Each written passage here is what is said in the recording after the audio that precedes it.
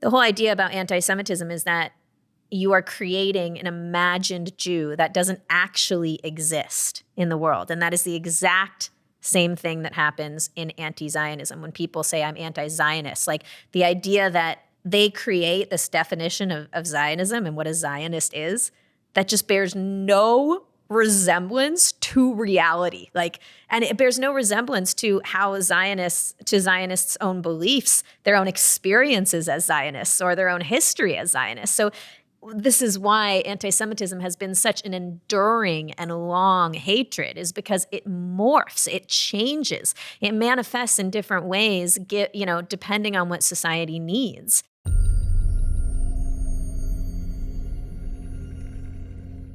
Welcome to Conversations with Peter Boghossian. Today I have a conversation with Karys Rhea, producer for Epoch Times. She's also worked with the Middle East Forum and the Jewish Leadership Project. We talk about Jew hatred on campuses and in general. We talk about a little bit about Israel, and we talk about the complications of what it means to be Jewish in today's world. I hope you enjoyed the show. Karys Rhea, welcome to Conversations with Peter Boghossian. We're going to start with the video. And we want to fund operations against soft targets. Schools, hospitals, Jewish cafes. I'm Ami Horowitz, and anti-Semitism is rising precipitously across the globe. How bad is it? I'm here at San Francisco State University, one of the most left-leaning intersectional schools in the country. I'm here to raise money to kill Jews.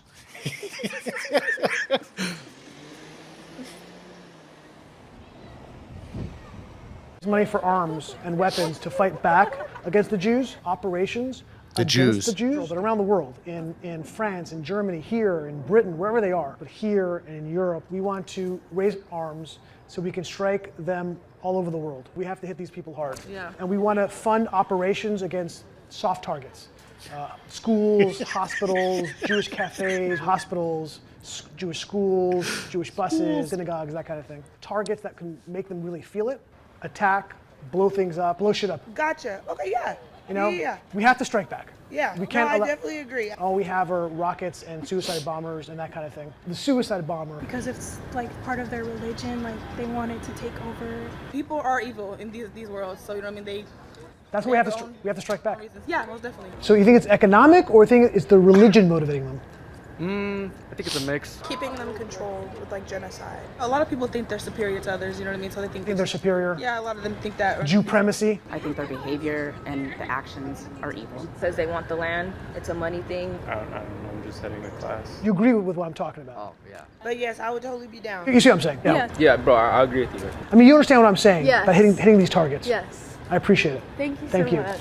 I like what you're saying. I would love to help. You want us to spread the word too? Or? Spread the word for sure. Thanks, guys. I really appreciate it. Thank you, guys. God bless you. Thank you. Yeah, I don't have money to give, but if you need word But of mouth, moral support you can give me. Yeah. And just you spread the message. Like promotions, like putting on a story or something. How much money would you be able to do? It's tax deductible. A couple bucks. Like $5. Also $5?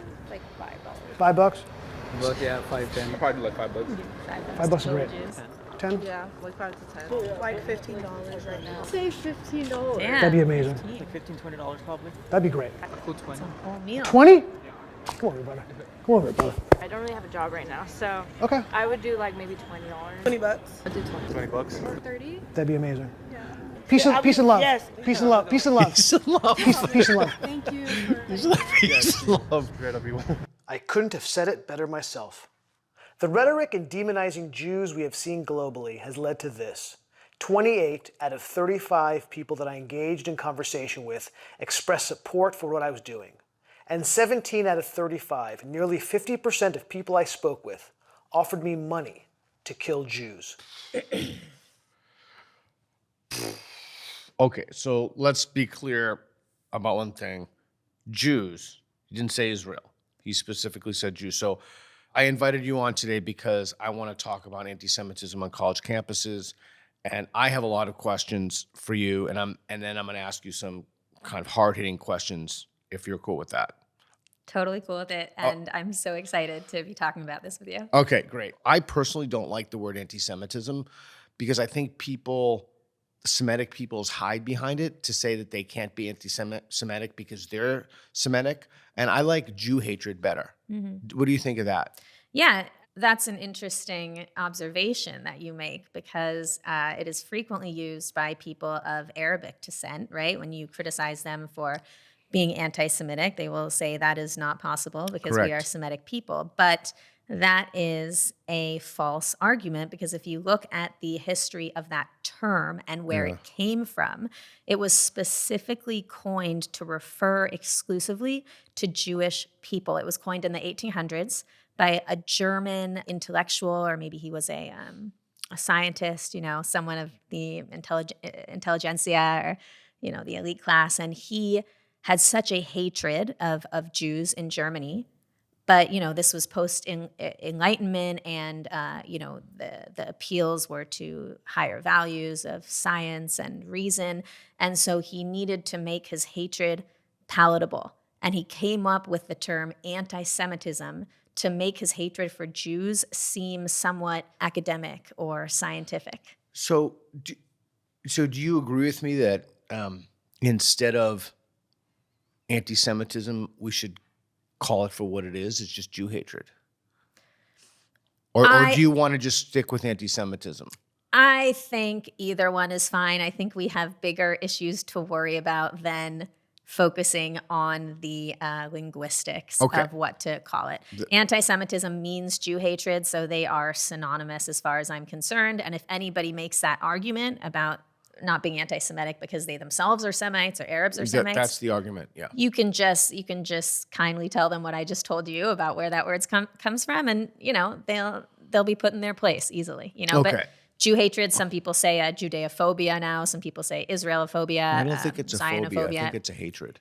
Yeah, it's absolutely a hatred. And I think it was also an apt observation that you made when we watched that video, that you said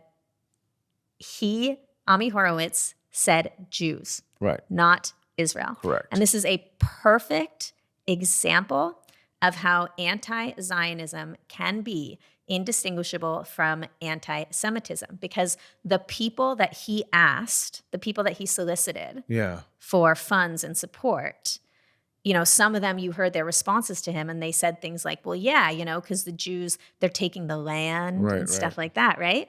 So, but he didn't say anything about Israel or Zionists, right? And yet that's how these people took it. And that's why they supported him, because they were against Jews stealing the land. So, unless the video was cut in a certain way that we didn't see. So I have to assume he has some integrity there, that he really was talking about Jews and not talking about Israel. Absolutely. Yeah. I mean, But I think that we can safely say, given what we know about the history of anti-Semitism and anti-Zionism on college campuses, and how we see so many examples of Hillels being, defaced with the words "Free Palestine," Chabad set on fire. Hillels and Chabad. Tell these us are what just those are. Jewish centers of Jewish life on campuses. Nothing to do with Israel. Sometimes, depending on the Hillel, sometimes Hillels can be active in Zionist causes or pro-Israel causes, but sometimes they're not at all. It just depends on the specific Hillel. Chabad is just, conservative Jews, praying and expressing the religious aspects of their identity, right? Or there's those examples of these, centers of Jewish life getting defaced regularly on college campuses. So that's the question, like, how bad is it? So you study this. Is this common on college campuses? It's bad. The question is it systemic? Now, that's the question. Some people would say, yes, anti-Semitism is systemic on college campuses today. I don't think it's systemic. And the reason why is because to me, the word systemic refers to an entire system. So that would basically mean that every college campus would have to be anti-Semitic. And that is not the case, okay? It's not a problem on every single college campus. But what it is it's become institutionalized. Okay, I'm going to push back on that. I'm not saying I believe that, but if the lens through which one views the world is oppressor and oppressed, and except by fiat that this is true. I personally don't believe this is true, but except by fiat that it's true, that people are viewing Jews as oppressors, then it would be systemic. Like if that's the zeitgeist. Right. So that is the general zeitgeist, but that is not the zeitgeist on every single college campus. there's a lot of college campuses in America, Right. okay? It's certainly true across like the more elite colleges, like the Ivy Leagues, and certainly universities on the coast, right? The most anti-Semitic campuses we see on universities tend to be like, UC Berkeley, SF State, like in the SF video, State, and then yeah, also yeah. like the New York universities and colleges like CUNY. Oh my goodness, that's as bad as you can get. And then like Columbia and Rutgers. I mean, Rutgers and CUNY make Harvard look tame. Okay. So this is why I don't think it's systemic, because it's not on every campus, but it is certainly institutionalized, because in specific college campuses, it is endemic. It's created an environment of hostility for Jews. And we've seen those videos online, like the NYU. Did you see that video at NYU? Let's just take a step back for a second. So let me ask you a question. So some things that I've been curious about. So why wasn't that more widely reported by before 10/7? Like why is that just, and then why are people not held accountable? Right. So the two questions there. Why was it not more, highly reported before 10/7? That's a great question. It's kind of like the question. I mean, people such as myself and other people I work with, we've been raising the alarm bell about, anti-Semitism on college campuses and beyond for over a decade. Post 2000, it just kind of exponentially worsened. And you asked me how bad is this problem, and I think that college campuses are really a microcosm for the state of anti-Semitism in America. And if you look at hate crime statistics, for example, let's go into some of those. Jews are the victims of more religious hate crimes than any other religious group combined. So 60% of all religious hate crimes target Jews. That is more than any other religion combined. Not only that, Jews are the biggest victims of hate crimes per capita across the board, meaning adjusted for population, a Jew is twice as likely to be targeted in a hate crime as a Black person. Okay, and yet, Jews are 2% of the population. Exactly, less than about 2%. And yet, do you see any Jewish Lives Matter protests? Of course not. And why do you think that is? I think it's a combination of a lot of factors. Man, there are books written about this, right? I mean, anti-Semitism is a very unique and distinct type of hatred. It tends to be, in certain cases, much harder to recognize than any other forms of hatred, and I'll tell you why. Yeah, please. Most forms of hatred, when you think of like anti-Black racism, or people who hate women or gay people, or any hatred against any minority group, they usually consider the minority group inferior, lesser than, subhuman, right? And you do see that with Jews as well, right? Jews are especially like in the Holocaust, Jews were described as pigs, filthy, dirty, vermin, insects, rodents. So there is that punching down when it comes to anti-Semitism, but simultaneously there's also a punching up, which means that anti-Semitism at its core is a conspiracy in which the Jew is elevated to a position of sinister power or authority. The Jew is a character that pulls the strings, right? That manipulates the world's geopolitics. They control the media, they control the wars, they control the government, right? They have all the money, they have all the power. It's a sinister plot, and because anti-Semitism is fundamentally a conspiracy from its earliest days, when we think about anti-Semitism and the origins of it, even though it goes back further than this, but we tend to think of the original charge being that Jews killed Christ, right? Was kind of like the original charge of anti-Semitism, and that's always, by the way, been bizarre to me. Well, because Christ was a Jew, so wouldn't people be happy about that? I mean, well, I think that gets into more. I don't want to get into the domain of theology. Yeah, that gets into But more, it's always been a bizarre charge to me. It's very bizarre. It gets into the whole... The Jews killed Christ, but Christ was a Jew. Of course. It gets into the whole kind of history of Christianity, and you're getting into kind of the Jesus movement, which preceded the Christ movement, and then, the people that wrote the history about Christ. But going back to kind of anti-Semitism and it being a conspiracy, that was kind of the original conspiracy. And then when religion, as history progressed and religion was kind of replaced with science and the Enlightenment as the highest ideal that a society could ascribe to, suddenly Jews were not, hated for their religion anymore. They were hated for their race, right? Suddenly we became a race, right?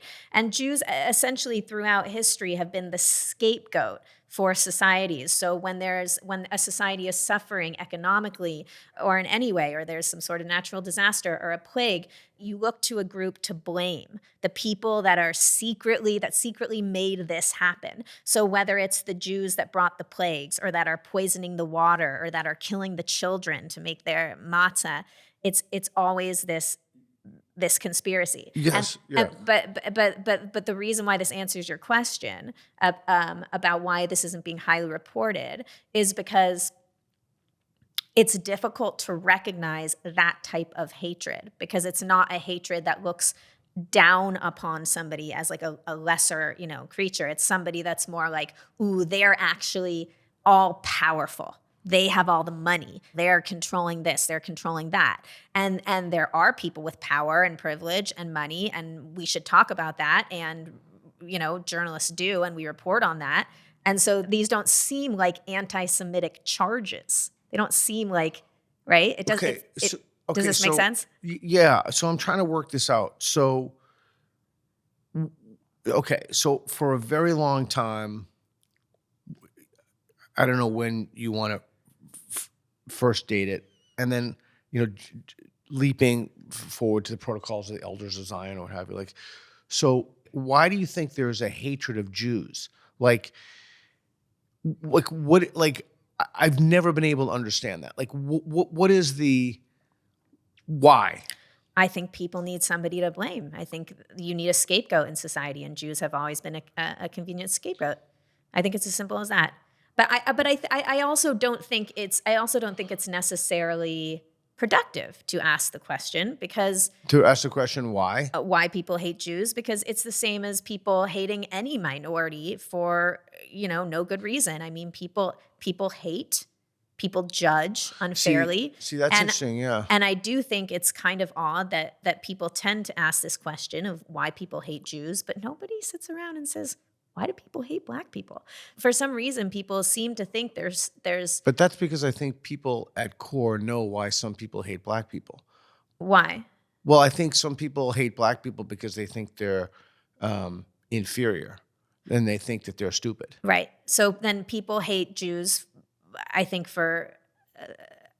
one, they think they're inferior. They think they're either like filthy or impure. Okay, so that's something I never got. But okay, so let's just say that's true. Okay, that's one reason. The second reason is because of what I just said. They think that they are responsible for society's ills.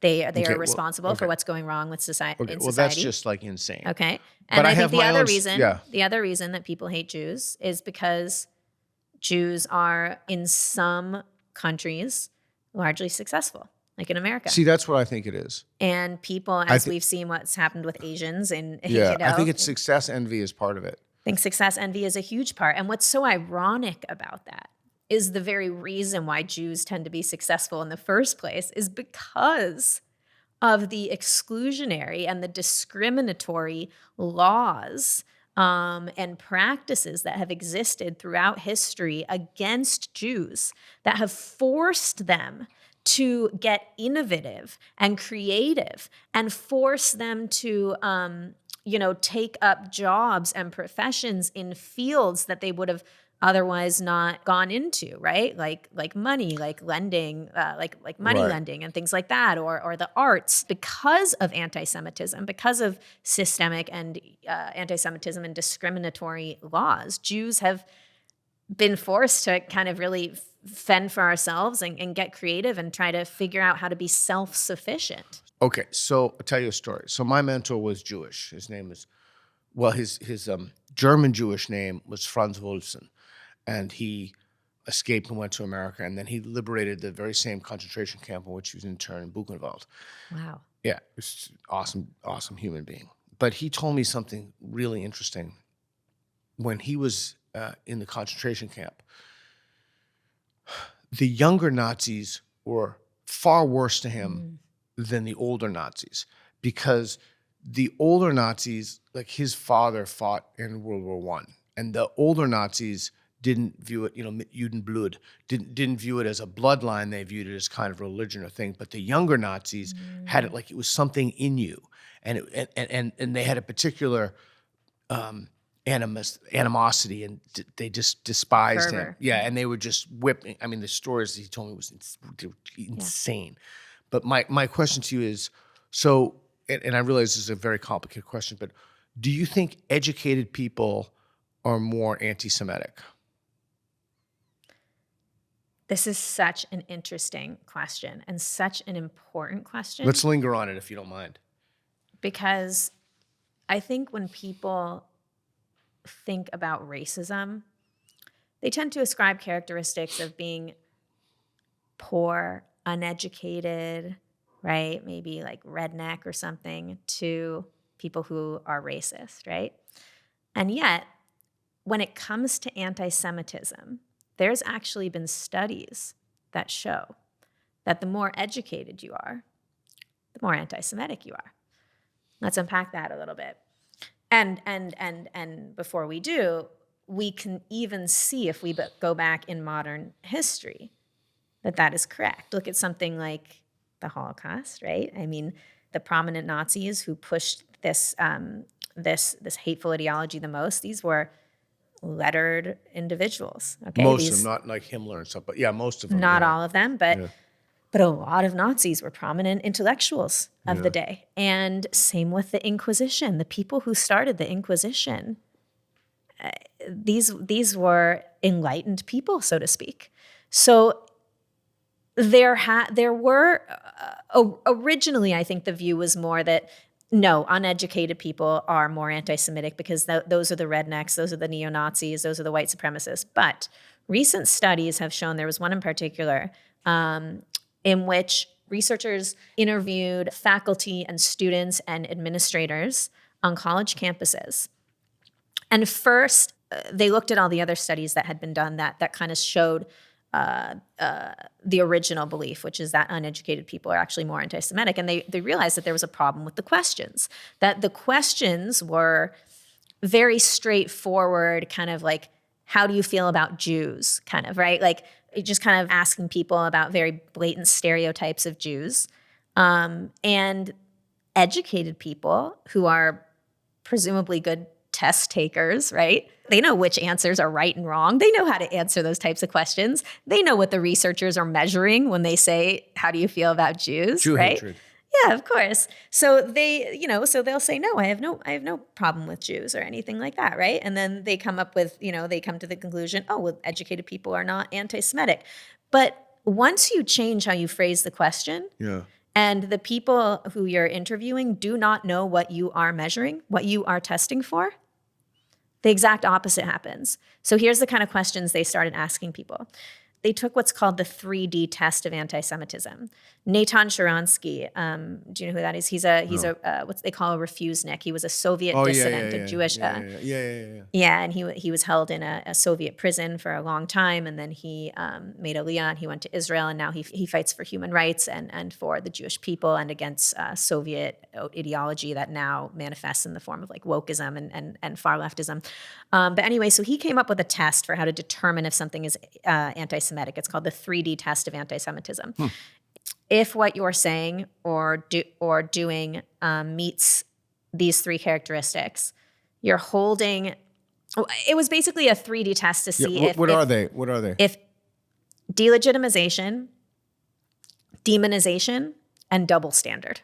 The researchers took one of these characteristics that Natan Sharansky gave, the double standard, to measure this. And what they did was they went into higher education, and they asked people questions such as, during the pandemic, do you think it's okay for Orthodox Jews to gather for funerals?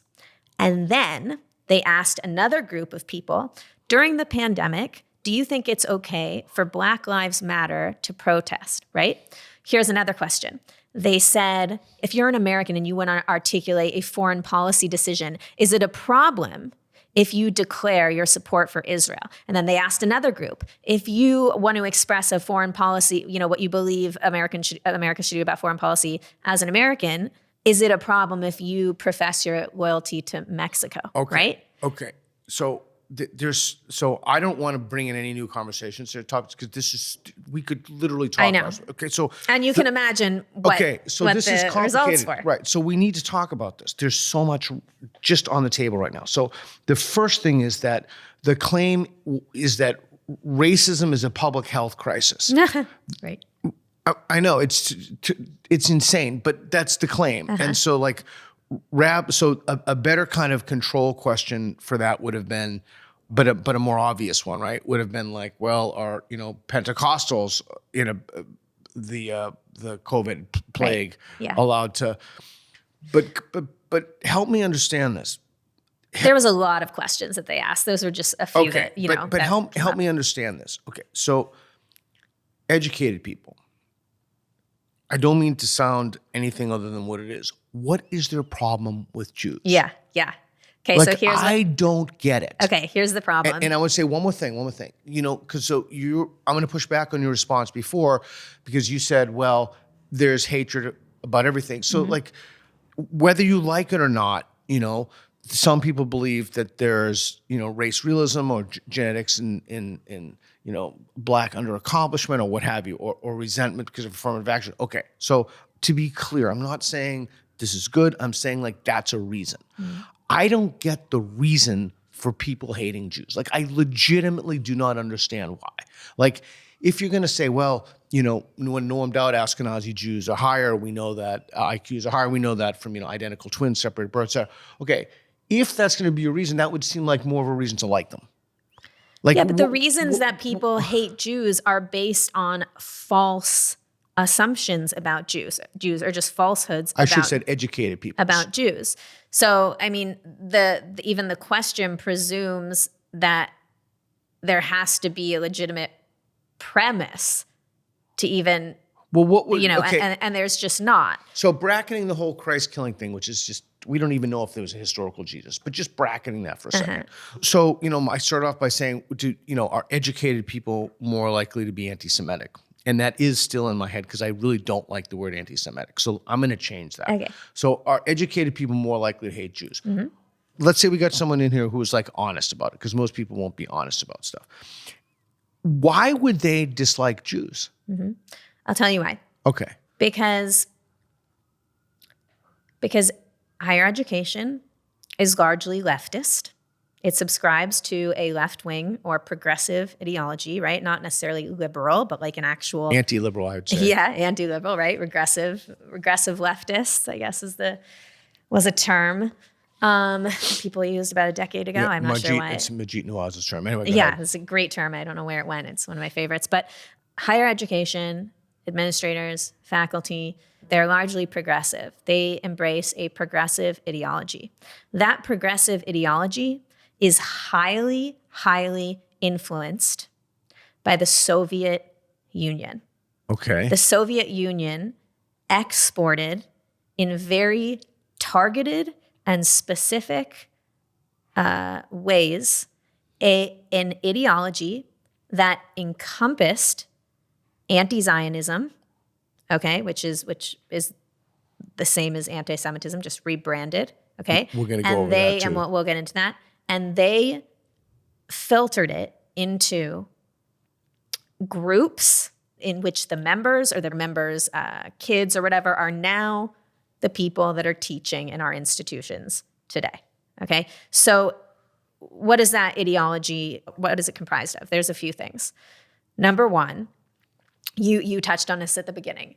Jews are considered oppressors, okay? Right? Because in left-wing politics, as we know, the intersectional hierarchy reveals to us that everybody is divided into either an oppressed or an oppressor category, okay?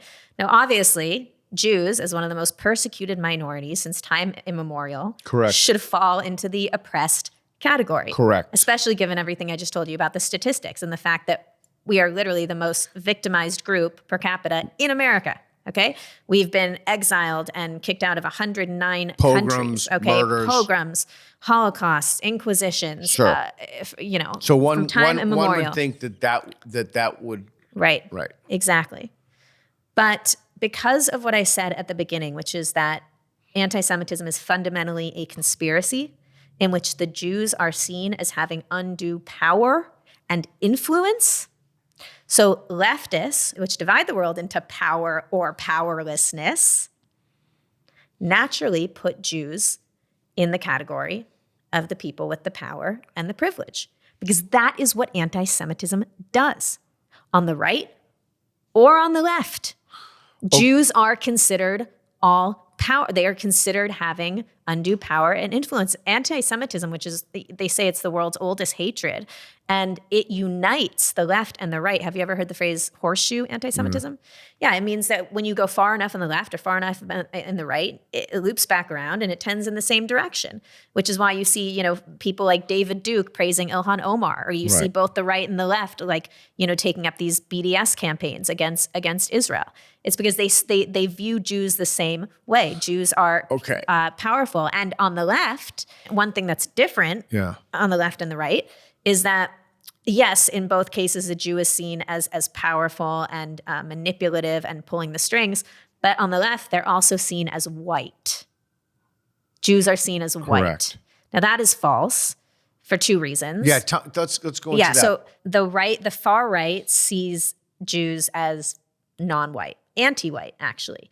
They see the Jews as being responsible for pushing globalism, encouraging immigration, pornography, destroying the white man's America. Correct. Okay, but on the left, that's caused by the Jew. Yeah, and right. But on the left, power and privilege are associated with whiteness. Yeah, because Jews are seen, like on the right, as having power and privilege.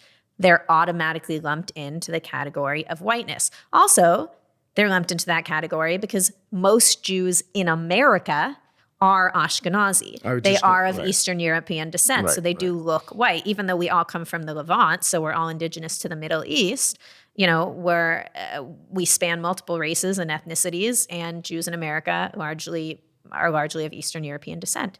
So we're pushed into this category. Jews are automatically seen as essentially irredeemable and even evil, because whiteness is evil. And the reason why this idea about white Jews is such a modern day Jew-hating canard is because... You picked up my lingo there. I did, very deliberately.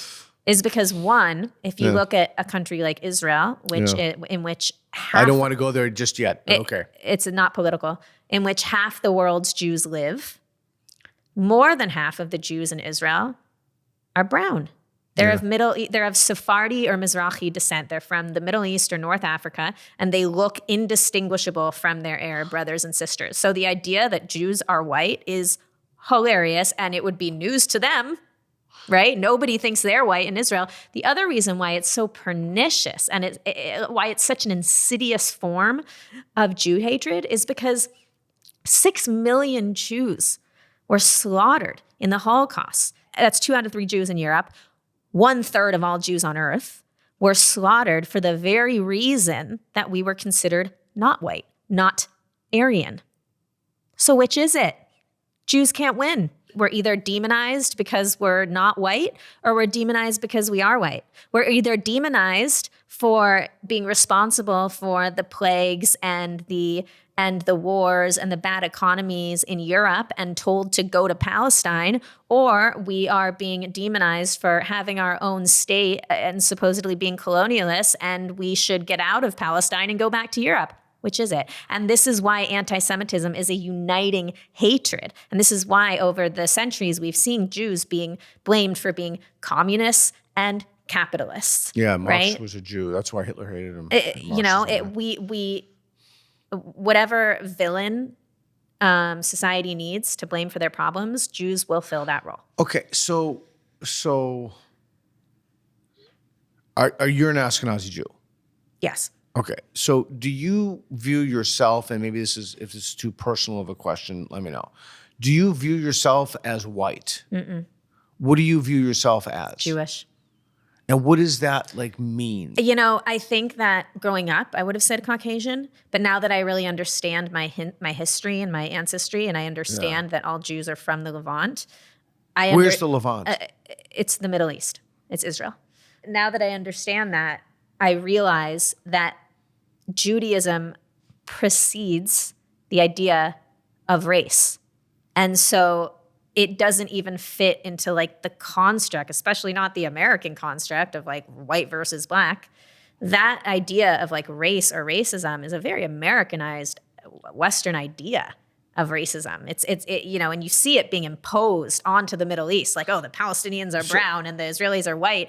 It's very kind of Euro or American centric to do that, to impose, to project our own ideas of race onto other regions of the world. Okay. Where it really has nothing to do with that. So now when I go into a doctor's office and it says, what race are you? I always put other. So do you okay, so I have to But I have no problem with people thinking I'm white. And that's, are you and again, I don't mean to be overly personal, but I'm trying to separate things. Are you religious? Do you participate in the no, I always say I'm the worst Jew, but the biggest Zionist. Okay. Okay. So let's go. Okay. So you're identifying as a Jew is not because, you participate in any because there are people who are culturally Jewish. Some good friends of mine are called Reform Jews, culturally Jewish, but they don't accept the metaphysics. But let's pause on that. So this guy I was doing jiu-jitsu with this morning was making jokes about him being Asian. So he was making jokes about himself being Asian. So he identifies as an Asian. And so you identify as what? Jewish or? Yeah. Okay. And American and Jewish. Yeah. Okay. So if people say, what's your heritage? Yeah. I would say Ashkenazi Jewish. Okay. That's what I would say. Okay. So I'm always overwhelmed in these conversations because they can just go so many places. Well, I know, but it's interesting because your question actually goes to show how Judaism is not just a religion. And people frequently will defend their anti-Semitism by saying Jews are just a religion, or they'll say something there shouldn't be, a Jewish state because there shouldn't be a religious democracy, right? As if there's not 56 Muslim majority countries, right? And when you reduce Judaism to a religion, you are really erasing Jewish history and Jewish identity. There is a reason why you cannot believe in a Jewish God. You can not celebrate Shabbat or any of the Jewish traditions and still very, very deeply and historically identify as a proud Jew. And it is because being Jewish is more than a religion. We are a people. Okay. We are a nation with our own culture, with our own history, with our own language. What religion in the world has their own language? You know those genetic tests, 23andMe? Perfect example of how we're not just a religion. Okay. So how could there be traits? How could you show up on a 23andMe test? How could it tell you that you're Ashkenazi? Yeah, Tay-Sachs syndrome or what have you. Right. Of course. So let's say that you took a 23andMe or whatever some test like that. And it came back and it said you were 0% Ashkenazi. or 0% Jewish. Would you still consider yourself Jewish? Oh, wow. That's a really interesting question. I would, because of how I was raised, sure, right? I mean, you can still convert to Judaism. But then it would be a religion. Well, religion is a fundamental element of Judaism. Yeah. Without the religious aspect, there would be no Judaism. Okay, religion is what Judaism. There would correct. be no Judaism, right? But there would be Jews. There would be Jews, but if there was no religious aspect of Judaism, even just starting now, over time, Jews would disappear because they would assimilate, they would marry non-Jews, this and this and that. And so the religious aspect, the people who actually practice and carry on the traditions, the religious traditions, are the people who carry on our legacy and guarantee the survival of our people. Another reason why anti-Semitism is such an insidious hatred is because the conspiracy theory of Jews, controlling the world does not comport with the actual demographics and the numbers. If you look at how many Jews there are in the world compared to Muslims or Christians, Israel-Palestine is just like, the press is like, zoom, right? Like academic, right? The humanities is like, zoom, everything is Israel, Israel, Israel, just like, let's focus in. This is as if there's, not, a dozen other countries in the Middle East going through, crazy internal strife and civil war and turmoil, right? Everything's about Israel. Everything's about Jews. And yet Jews make up there's 15 million Jews in the world. Yeah. Now, that number might not register to people, but when you tell them that there's about 1.5 billion Christians, about, I think, 1.4 billion Muslims, and 15 million Jews, and yet the Jews are the ones, this tiny, tiny group of people, they're the ones that are pulling the strings. It's so outrageous. And if we are the ones that are responsible for all the, If you're pulling the strings, you're not doing a great job. I was just going to say, because we've been on the brink of extinction for quite a while. Yeah. So, okay. So are you more comfortable with somebody who's not Jewish or somebody who is an Orthodox Jew? And I tell you why I asked the question, because just recently I was someplace and I was with a woman I just met literally that hour, and somebody else came walking into the corridor, and it was kind of a formal thing. So I put out my hand and I shook, and I said, "Hi, my name is Peter." He told me his name, and then the woman I was with, she put out her hand, and he said, "I don't shake the hands of women." And I'll tell you a funny story about my comment, my follow-up to him. I really pushed him on that. But are you more comfortable with somebody who is Orthodox in their views, or are you more comfortable with someone who's not Jewish? That depends what you mean by comfortable. It really depends in what context. There'd be some contexts where I'd be more comfortable with an Orthodox Jew, and other contexts where, if I want to go party, I'm going to be more comfortable with like a non-Jew, If I'm in a situation where, I'm being discriminated against for, then I'll probably want an Orthodox Jew around who I can, bond with over that, How important is it, do you think, to Jewish people that, because I hear this is one of the tropes that I hear. But also it depends what you mean by Orthodox, because modern Orthodox is very different than like, if you're talking about like a Hasidic Jew.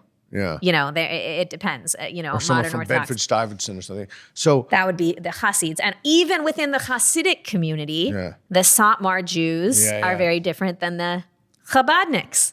Yeah. I'm much more comfortable with the Chabadniks. That's a much more liberal form of Hasidism than the Satmars. That's much more of like a rigid conservative interpretation of Judaism. So back to this idea of why people hate Jews. I've been fascinated by that idea for a long time. So you mentioned the word success before. Do you think it has anything to do with the fact that Ashkenazi Jews in particular, they're just smarter in general? I mean, we know that when you know about IQs. Yeah, but I think it's an evolutionary thing. I think Jews have had to, Had to be do you think that's why to survive. Do you think that's why people dislike Jews? Because sure, I think envy is a component, but it's one component. Yeah. Because remember, there's not one reason, because Jews can be anything that people need them to be. So they're not hated for one reason. They're hated for a whole bunch of reasons, because anti-Semites create whatever they want the Jew to be. There's a saying that anti-Semitism says more about the anti-Semite than it does about Jews. for sure. The whole idea about anti-Semitism is that you are creating an imagined Jew that doesn't actually exist in the world. And that is the exact same thing that happens in anti-Zionism. When people say I'm anti-Zionist, like the idea that they create this definition of Zionism and what a Zionist is, that just bears no resemblance to reality.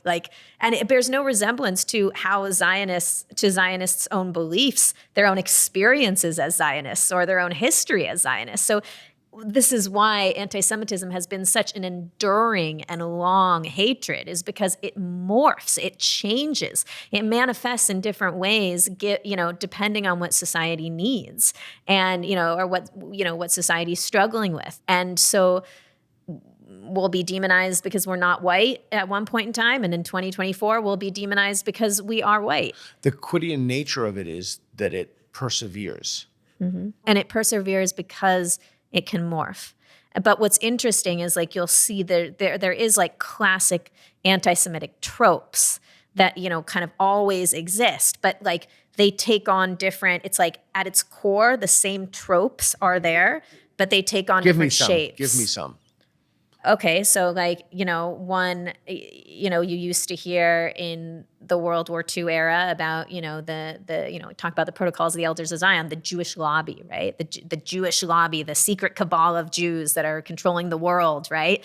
And now it's, you hear about the Israel lobby, right? It's no longer the Jewish lobby. That's an anti-Semitic trope. Nobody will say that, except white supremacists, So now they say the Israel lobby. The Israel lobby is the one that's controlling the US government. They have all the money and they're, determining our foreign policy, right? And when really their allegiance is to Israel.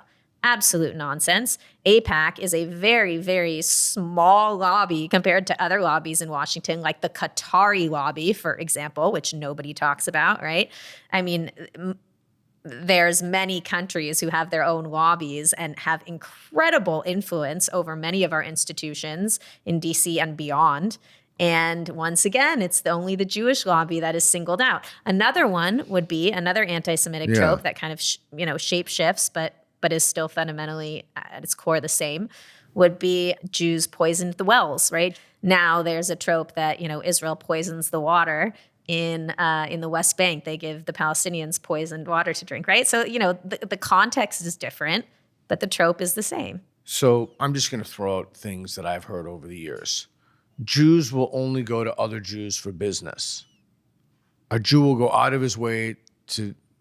I don't know if I'm qualified to say that. I mean, I don't know. I think people tend... Because I'm trying to think of Yeah, I mean, look, that might generally be true, but I'm sure that there are a ton of exceptions. I mean, my dad is Jewish and he's in business, and I don't think he's staying at a former business partner's house in Jerusalem who had a bagel store, Noah's Bagels in California. But other than that, no, I mean, he's in the food business and he doesn't work with other Jews at all. That's probably one of those things where it's generally true, but there's probably more actual exceptions to the rule. But I think that is... I think that speaks to a greater kind of this very natural kind of inclination that humans have to be with their tribe and to belong and to be with their people. And I don't think there's anything wrong. I mean, I think that's because I think if you look in the Muslim community, I think that would probably be the same thing. I would say that probably generally applies as well. Yeah, yet there are a lot of exceptions. I was thinking about belonging and the claim that, Jews will marry other Jews. But, my dad wanted me, well, he didn't force me or anything, obviously, but he thought it would be good if I married an Armenian, Yeah. And so I think, I agree. I think it's a human thing. It's a kind of but I'm trying to think. People are bonded by their shared history. Yeah, and nobody would hate me if I had married an Armenian. But why would you be mad at someone who's Jewish who, like, I'm trying to make sense of Why would you something be- what in was- which there's no sense. What was the end of that question? Well, I was just trying to think, like, if nobody is mad at a Muslim because they want to marry a Muslim or Armenian because you could do it by ethnicity, then why would people be upset that Jews want to marry other Jews? Oh, okay. Well, this points to one of the fundamental components of anti-Semitism, which is the double standard. Jews are held to a different standard. Oh, of the three things? That, Absolutely. Yeah. Jews are held to a different standard that other people aren't held to. I think one of the reasons why it's important for Jews, not necessarily for me personally, but in general, why Jews think it's important for them to marry within the religion is just because of within the religion, of how the word religion used, Right. I think people think that's important just because there's so few Jews in the world. And so I think people feel this kind of collective need to preserve. It's like a self-preservation. Jews are worried about going extinct at some point, and I think that they feel like in order to persevere and to carry on as a people, they have to reproduce with other Jews. And I think that's a very important value for certain Jews. Okay, so you have these. I think the double standard. We talk about the double standard.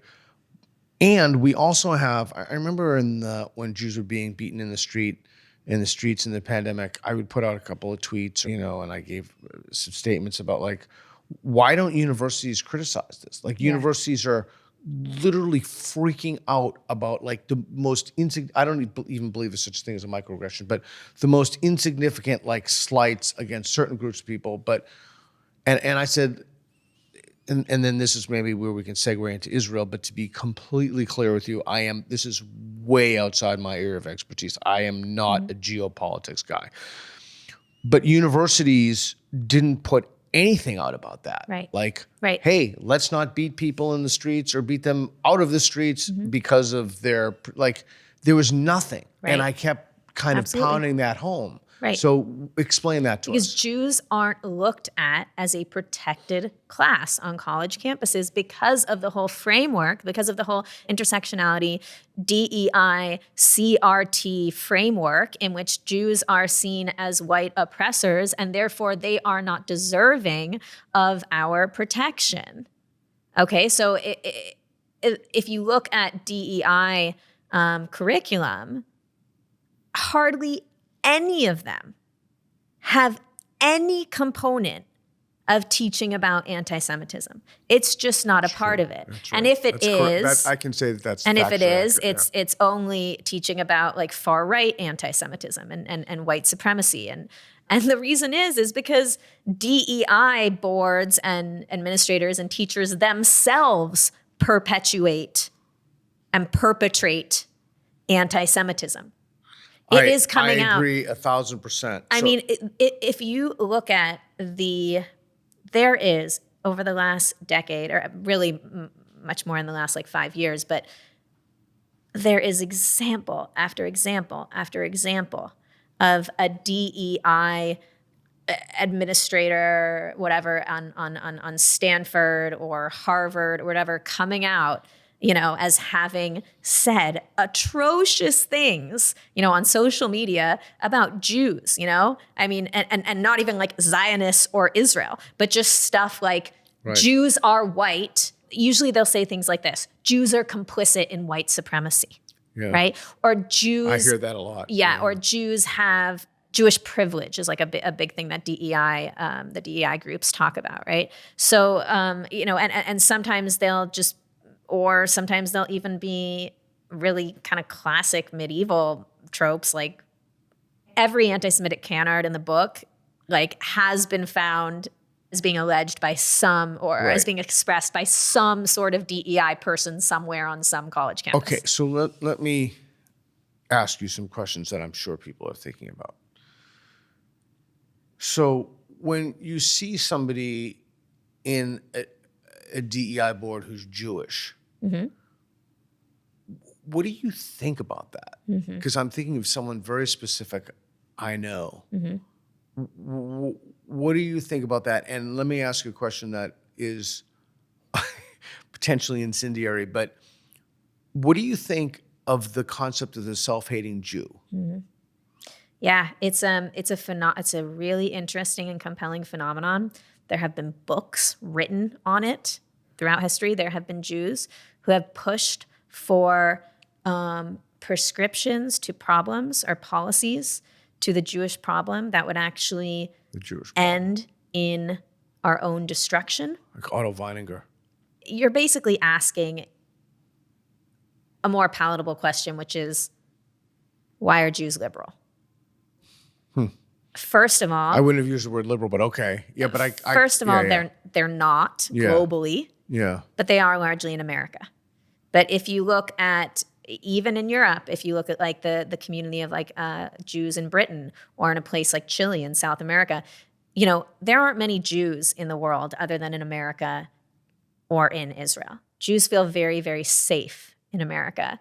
But in places where the Jewish community is very, very small, whether they're secular or more religious doesn't matter, but they tend to be more conservative, okay?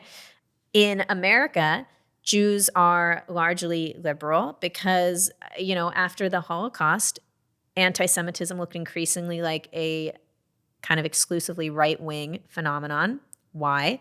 Because we were never taught in schools about Soviet anti-Semitism and the endemic, systemic Jew hatred that was found within left-wing ideology. The line of Jew hatred throughout left-wing ideology in history as it developed is as clear and apparent as it has been on far-right ideology as it developed. Whether it was, you know, Christianity all the way into like far-right fascism. And yet, Jews in America, they're not taught about the history of anti-Semitism on the left. Okay. So Jews imagine that liberalism is the ideology that protects them because they don't know any better.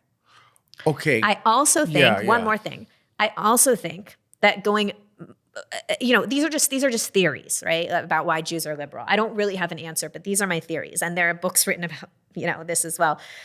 Another one theory is that as a religion, Judaism is kind of far more liberal than like Christianity or Islam. It's, you know, questions are encouraged. If you look at something like the Talmud, all it is interpretations. And I mean, not all it is, but, you know, I mean, it's just filled with questions and sort of Socratic dialogue of rabbis trying to interpret, you know, Jewish ethics and stuff like that. So it's just a much more kind of like liberal creed in that sense.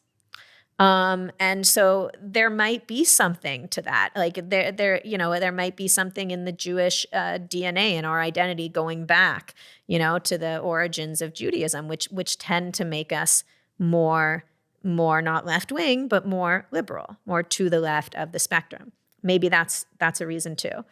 Can you understand, and it's 100% okay to say no, can you understand the frustration of many white heterosexual men who have friends who are Jewish, and they're telling them these people in DEI boards and universities are literally insane and they're harassing the shit out of me, and then their Jewish friends rolled their eyes, and then post October 7th, now they're all of a sudden on the bandwagon. Now they're all of a sudden like upset, whereas about the discrimination. But before, can you understand why someone would be frustrated by that?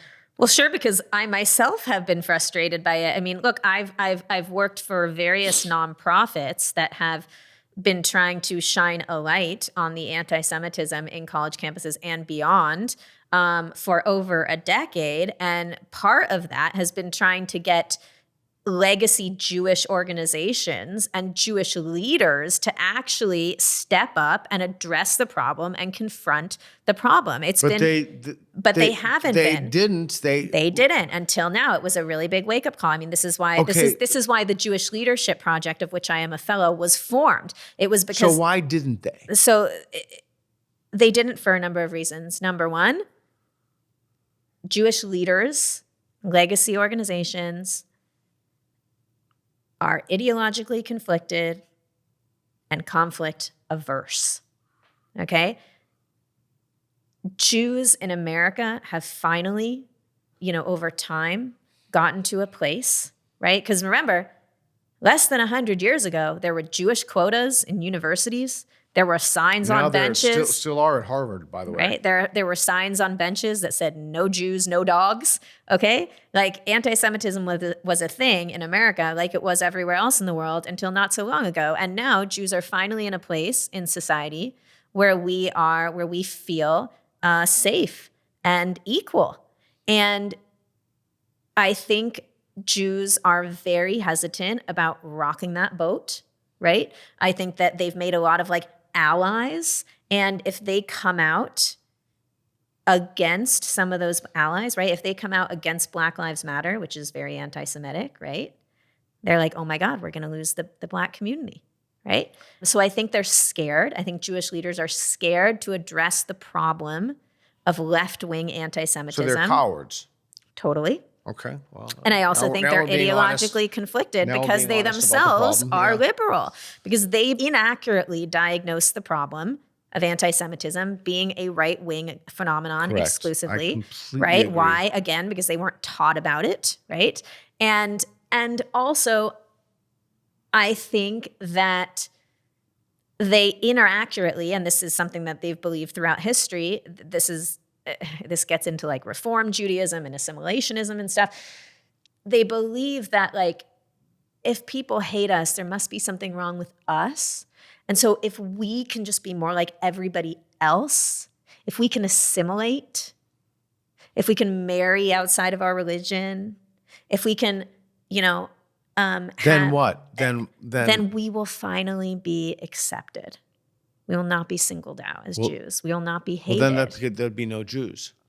Exactly. And this is the problem that people have with reform or reconstructionism. They believe it's an attempt to kind of assimilate Jews, and therefore it's kind of a prescription for, over time, us dying out, right? I mean, in Reform Jews don't go to the synagogue, they go to the temple, right? I mean, not all Reform synagogues are progressive or anything like that, but they're definitely more liberal.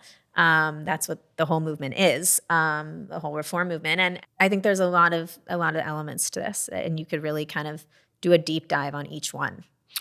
If I may, so back to this Armenian thing. Many Armenians have big noses. I have kind of a big nose. Uh-huh. And my cousin, Eddie, years ago was here in California. He was driving in California, and he was pulled over by a cop. And the cop said to him, give me your ID, you big-nosed Jewish bastard. Oh, my God. But I have been, it's interesting, I'm not Jewish, but I've been, quote-unquote, accused of being Jewish. I think it's maybe kind of Semitic with the nose or something. I don't really know what it is. But it's always been interesting to me.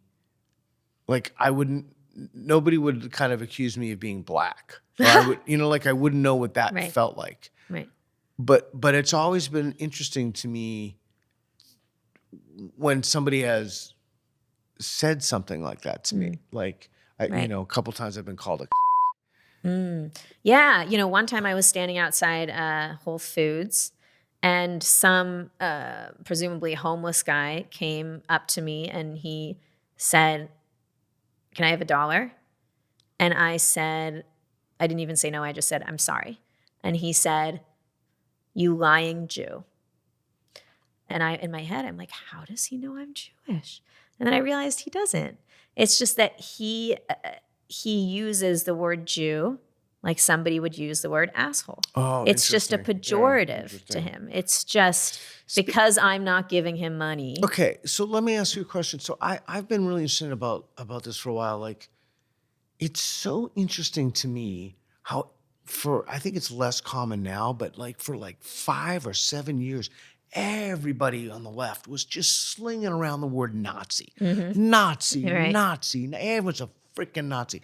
And I just remember saying to myself, I just can't, that is the most demeaning of a Nazi. Like to call me or I a know. random person like a Nazi, or all the videos of Well, it's like calling somebody a racist. Yeah, the Antifa people in Toronto or Canada calling that old woman a Nazi who wanted to go to the Peterson event or whatever. Like, it's so crazy to me to demean that. I know. I mean, can you imagine what Jews are facing now on college campuses? They are being absorbed into the same category as their oppressors, as the white supremacists. Jews are now the white supremacists. Israel is now a Jewish supremacy state.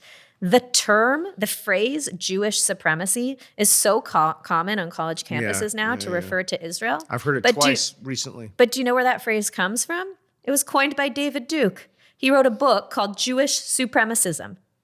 I did not know that. I'm not a fan. I'm not a voter. It's a uniting hatred. I mean, swastikas are so common on college campuses. I know. I had one on my door. So what do you make of this idea that when an Asian person is attacked by a black person, these are very common, or at least they were, the far left is out screaming about white supremacy. It's amazing to me. Yeah. But they did the same thing with Jews in Brooklyn. Oh, how so? Oh, when the African Americans were attacking Jews, it was white supremacy. Of course, that's what Bill de Blasio said. I mean, he got and then he kind of I think he backtracked on that. Rashida Tlaib said that they blamed there was like for a good about a year there, like every week there was an instance of like a black individual aggressing upon a visibly Jewish person in New York City, whether beating them up or spitting on them or throwing something at them.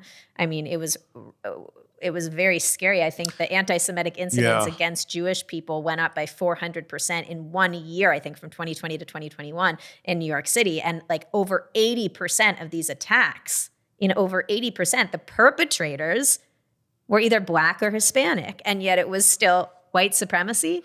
Yeah, it's interesting. It's a blind spot that the left It's interesting because one of the reasons that the far right, and I'm trying to think, I used to listen to the guy's podcast. I can't remember his name.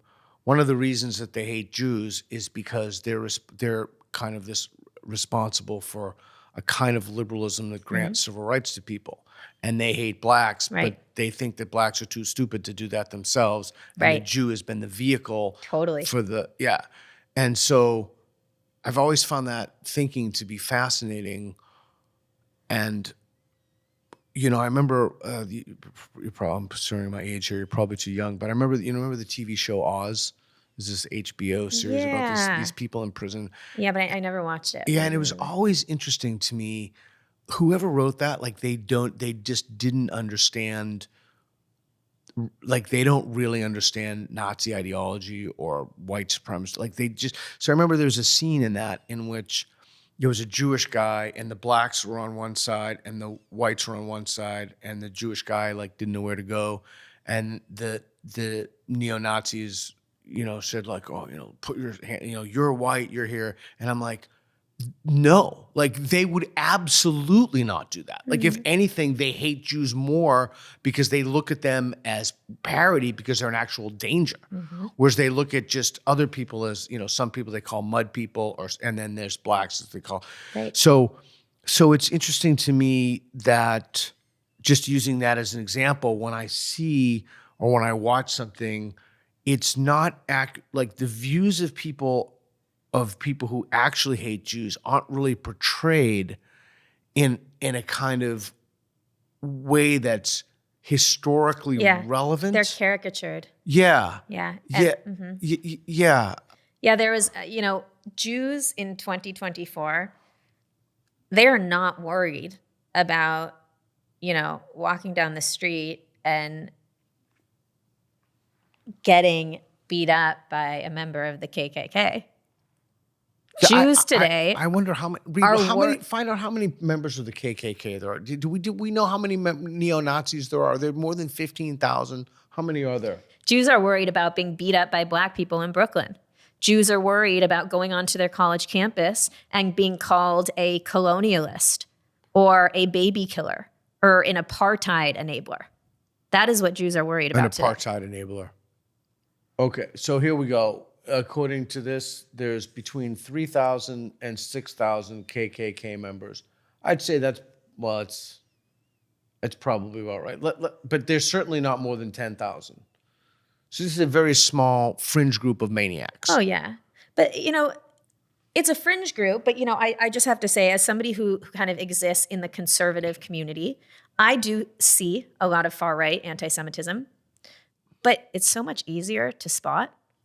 So it's easier to react to because it's easier to spot. And so it doesn't get so far because because we've been taught about it, and so we've been taught how to identify it. And so there are checks in place. People will give me an example. Like what? Like you're in a conservative group, and like what? Someone will Christian, for example, like Christian conservatives. There's a lot of people who, when I went on my own show as a guest on Epoch Times, there was a lot of people who said in the comments like Jews killed Christ, or there was a lot of like Christian anti-Semitism. But that's just so classic, and everybody knows about that stuff. So then there's other people who reply and keep those people in check. Have you? People talking about the Rothschilds, or Jews pushing globalism, or all the bankers, or push, Jews are the people that push the vaccines. I mean, it's just that stuff is very kind of. So we're bombarded with that stuff every day in the mainstream media. That is the anti-Semitism that the mainstream media does cover. Is the anti-Semitism coming from the right, and so we can recognize it. So. To a comment and a question. So I became somewhat friendly with this guy who is, I don't want to say his name, but he's a very high player in the conservative movement. And he said something, he told me this a few years ago, just completely blew my mind. He said, because up to that point, let's just assume that he's telling the truth. I just always assumed that people who were, super conservative, this guy's super conservative, just had some kind of racism in them. Mm. And he said that he had never heard anybody in even the most conservative spaces say anything negative against blacks. And it completely blew my mind. Like to the point of like, I called BS on him. I said, like, I just simply cannot believe. I'll tell you who it is after the show. Yeah, interesting. So I don't think I have either.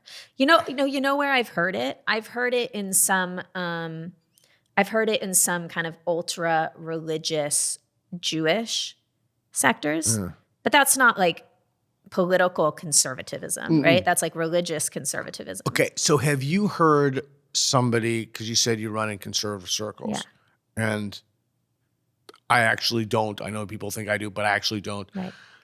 So have you heard people say like anti-Jewish things, not knowing you're Jewish or? Oh, all the time. Like what? There are new, and especially now after, October 7th, there are new strains of anti-Semitism that conservative Jews are seeing pop up within the conservative movement that are very, very troubling. Give me an example. Okay, so there are this has more to do with Israel. There's a neo-isolationism we can get into. There's also among like the health freedom movement, and many of those people were kind of like previously left-wingers, and now they've been, black-pilled or red-pilled or whatever. There's kind of like a strain of kind of like this Jewish globalist cabal charges, within that movement that I'm seeing pop up. I'm kind of seeing new strains of it, whereas one of the reasons why I switched from not the exclusive reason, but one of the reasons I went from being like a Bay Area Democrat to like a DC conservative is because I felt more comfortable as a Jew among conservatives. But now you're saying something changed. Well, no, but I still identify very much as conservative. But as we're seeing fissures and fractures within the party over various issues, like especially Israel, I'm seeing a lot of kind of classic tropes come out, just kind of like rebranded and stuff, among conservatives. And they don't know. They don't know their anti-Semitic tropes, It's very much ingrained in us to have somebody to blame for our problems. Okay, so you mentioned before about the Soviet Union college campuses. So Can you please tell me about the Soviet Union and its influence on college campuses? And somewhere in that answer, if you want to throw in, is wokeness more Soviet or Maoist, or just what's going on with the Soviet Union influence on Jew hatred on college campuses? Right. And I think your listeners would be really interested to know this, presumably because, they're interested in higher education, and probably a lot of them have read James Lindsay's book, right? The Marxification of Education. Yeah. So a lot of them are probably aware of what an incredibly vast role that the Soviet Union has played in influencing what is taught in higher education today. And that applies to how college administrators and faculty see Jews as well. Why? Because the Soviet Union, we have to look at it in the context of the Cold War. Okay. But what I want to say is, just to preface that history, is that when we see all of the anti-Zionist protests today on college campuses, and they're holding these signs with these slogans like "From the River to the Sea" or "Zionism is racism," right? The world looks at that, and I think generally they think that this is some sort of like grassroots movement that is oriented around human rights, in support of the Palestinians. Right.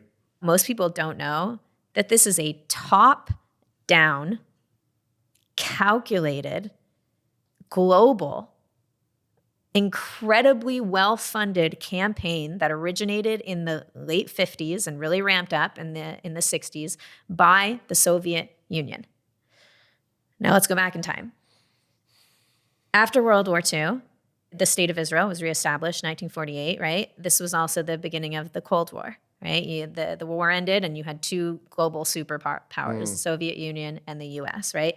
And they were all looking for their, spheres of influences, and their spheres of influence around the world, right? Where they could, different fronts, right? That they could control and they could have their stake in. And there was a question about who the new State of Israel was going to ally with. Were they going to be on the side of the Americans or the Soviets? Right. Many people thought they were going to be on the side of the Soviets because there are very socialistic elements within Israeli society, even today, but more so in the early years. Like, for example, kibbutzim, right? People think of the kibbutzim as kind of one of the only working examples we have of communism today, right? These very kind of small communes, these villages that, are spread out throughout Israel, where, everybody works together and knows each other, and they all kind of collectively exist, right? As a very tight-knit community.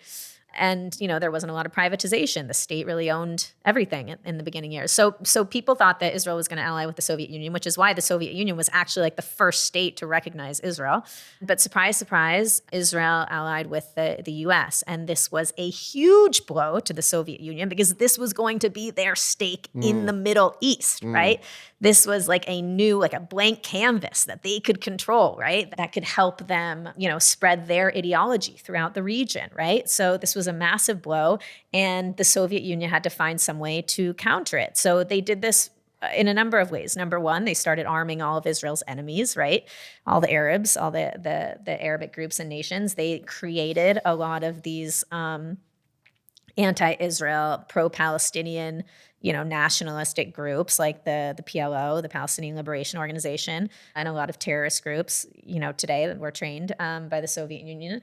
Then they also did something else, which is what the Soviets do best, which is they launched a massive propaganda campaign, a global propaganda campaign.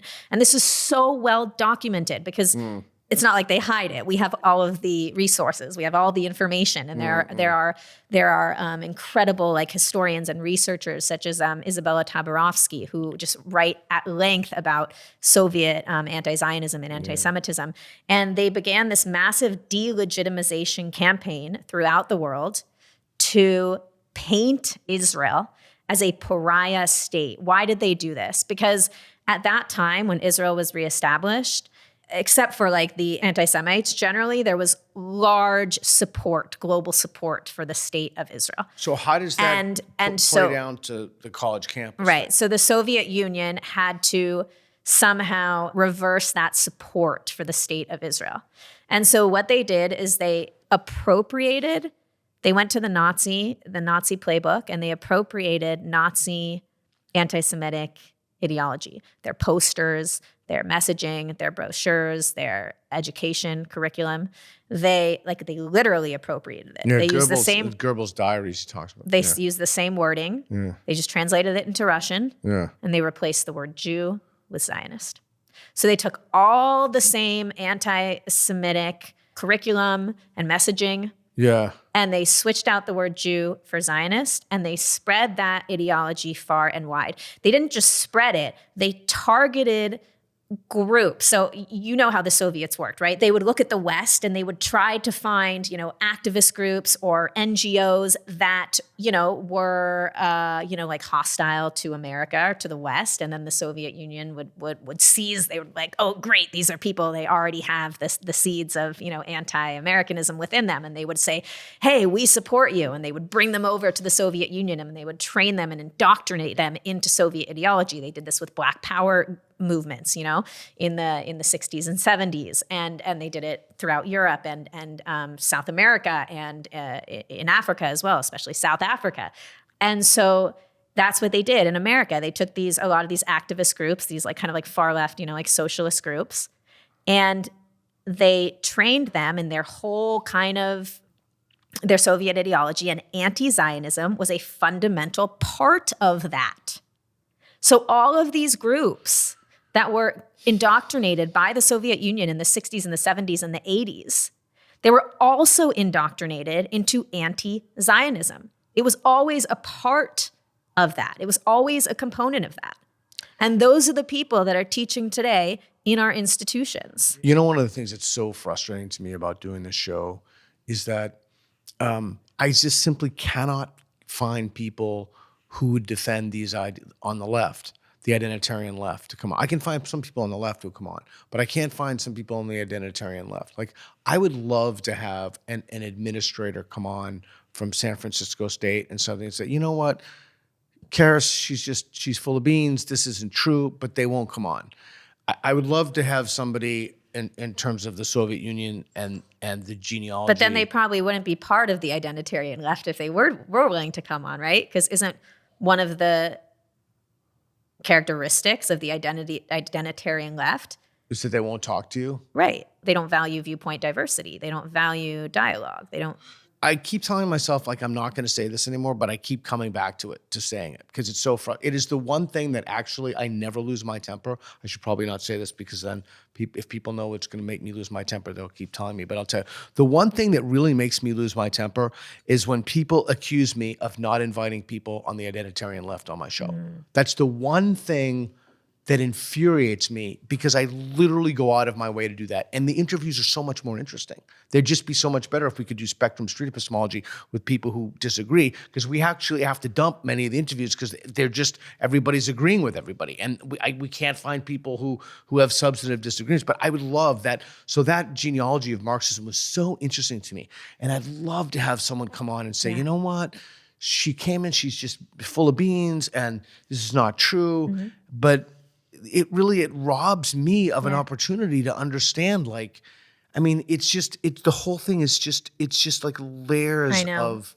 I know. And I would love to talk to those people. Well, they I won't would love talk to to you. debate They those won't people. talk to you. No, of course not. Especially because anti-Zionism is people who are anti-Zionists, they embrace this policy of what's called anti-normalization. So because they've demonized Zionists, Zionists are just like the Jew. The Zionist is like an irredeemable, dirty, pejorative word. See, here's the thing. This is why it's anti-Zionism is anti-Semitic, because they're not saying, oh, we don't like Israel's government or something like that. Yeah. They are saying that Israel does not have a right to exist because at its core, its essence is sinful, is evil. It is an evil state, right? And if not the penetration evil, of Western values or colonialism. Right, it is evil at its core for a whole bunch of reasons. And if something is evil, of course you would not want to engage with evil. You don't want to give evil a platform. Okay. So you can't cure evil. So just you have to be to clear, destroy it. So just to be clear, completely clear, you're willing to do a debate or a conversation with someone who has a substantive disagreement with you about something you've said. Oh, absolutely. Okay. I would love to. I can facilitate that, but I'm not qualified to talk about the history of Israel. I would say most people I would be willing to talk to, and anti-Semites included. Now, there are some people that are so knee-deep into the conspiratorial elements of anti-Semitism and anti-Zionism. Like, for example, Holocaust denial is not just like a conspiracy, like a superficial conspiracy where it's like, oh, Jews didn't kill 6 million. No. The Holocaust denialism is like an industry. Like people write whole books about how like the Holocaust didn't happen. Yeah, I read David Irving stuff, yeah. Okay, so the same thing is happening with 10-7. Yeah. There is like a whole, like, and especially on college campuses, there's a whole new burgeoning I know. Field of 10-7 denialism, of people who deny that 10-7 happened, or people who say there wasn't rape, or people who say that Israeli soldiers did it upon themselves. And if you watch these videos and these things that people have written, they're so detailed that they're incredibly convincing. So there's videos now being creative, and they're very convincing to conservatives too. And I, like myself, I'm like, wow, I would totally fall for this if I didn't know about this. There's videos that people have put out about how it was actually the Israeli military who killed a lot of the people on 10-7. And they go through all of these elements. They say, look at this building, like, Hamas just came in with like AKs or whatever. They could not do the destruction with this, building. So of course it had to be the military, right? And so if I were to see that, I'd be like, oh my God, that's so convincing.